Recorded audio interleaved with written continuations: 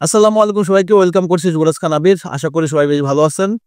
So finally Carlo Ancelotti তার স্কোয়াডটা ঘোষণা করে ফেললো।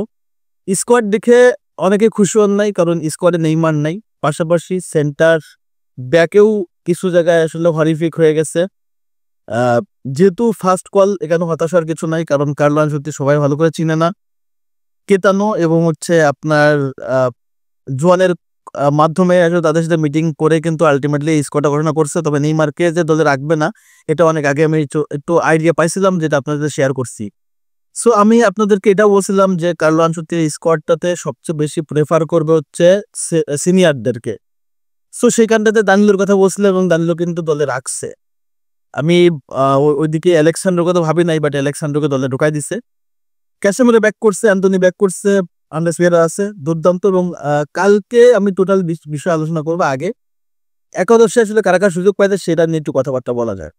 ফার্স্টে যদি আসি গোলকিপার, সেখানে অ্যালিসন বেকার সুযোগ পাইছে, বেন্তো এবং নতুন করে ব্যাক পাইছে হুগো সুজা, যাকে নিয়ে অনেক বেশি আলোচনা। কারিন্থিয়ান্সের এই গোলকিপার স্পেশালিস্ট, পেনাল্টি স্পেশালিস্ট, এবং সেও কিন্তু সুযোগ পাইছে।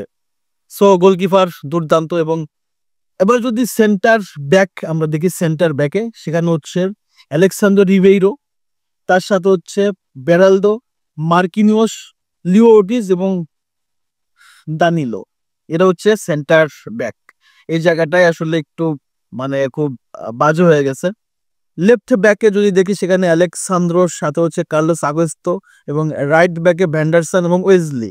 ডিফেন্স লাইন আপটা আরেকটু সুন্দর হতে পারতো। যাই হোক, এটা নিয়ে আমি কোনো রকম কোনো কন্ট্রোভার্সি তৈরি করবো না, কোনো কমপ্লেন দিব না। মিডফিল্ড আমার কাছে মনের মতো হয়েছে। মিডফিল্ডার সত্যি কথা বলতে দুর্দান্ত। সেখানে আন্দ্রেস পেরেরা, তারপরে Andre Santos, Bruno Guimaraes, Casemiro, Gerson, Ederson, এই প্লেয়ারগুলোকে ইম্পর্টেন্ট ছিল দলে, এবং তারাই সুযোগ পাইছে এবং তারা পারফরমেন্স করবে এবং ভালো পারফর্মারের দলে সুযোগ পাইছে।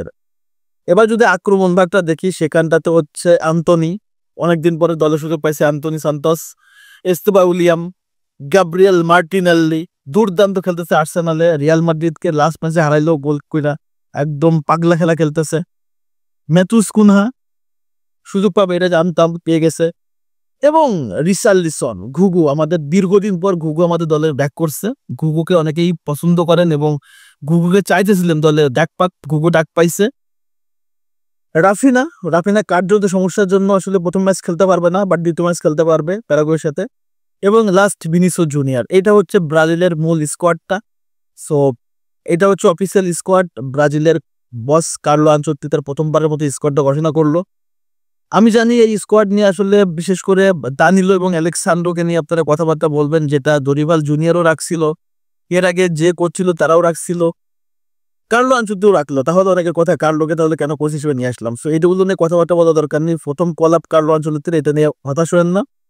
দুটা ম্যাচ আপনার ইকুয়েডর এবং প্যারাগুয়ের সাথে খুব সহজে জিতবো ইনশাল্লাহ। আশা করি এই দল নিয়ে ভালো ফাইট দিব। সো অনেকদিন পর ক্যাসেমিরো ব্যাক করছে, অ্যান্টনি ব্যাক করছে, রিসা ব্যাক করছে, এটা নিয়ে আপনারা একটু এনজয় করেন।